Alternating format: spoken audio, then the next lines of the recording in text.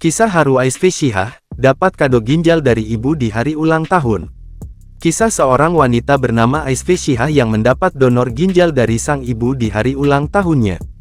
Ais Shihah bahkan merasa bak dilahirkan kembali usai mendapat donor ginjal dari sang ibu, dilansir dari akun TikTok @ais.shihah, Selasa tanggal 27 Agustus tahun 2024.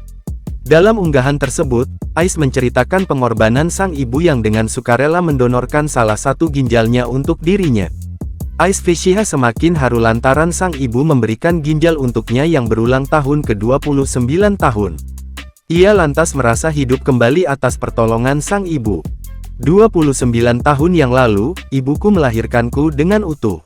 Hari ini, di bulan kelahiranku, ibuku melahirkanku sekali lagi untuk melengkapi sesuatu yang hilang dari diriku. Ginjal baru, ia beri satu dengan suka hati agar aku merasakan hidup sekali lagi. Malaikat tak bersayap itu ternyata dirimu, Mi, katanya. Ais kemudian berjanji akan membahagiakan sang ibu yang telah berkorban demi dirinya.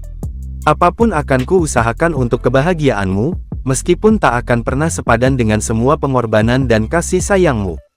Tapi, akan kupastikan masa tuamu penuh sukacita dan berlinangan air mata bahagia, Yayu janji.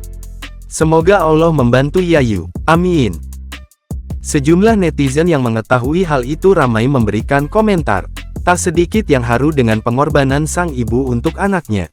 Untuk diketahui, sang ibu memberikan ginjal lantaran Ais mengalami sindrom netrofik, adalah kelainan ginjal yang menyebabkan tubuh mengeluarkan terlalu banyak protein dalam urin.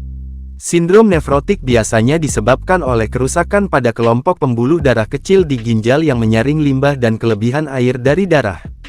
Kondisi tersebut membuat Ais mengalami pembengkakan, terutama di kaki dan pergelangan kaki kamu, dan meningkatkan risiko masalah kesehatan lainnya.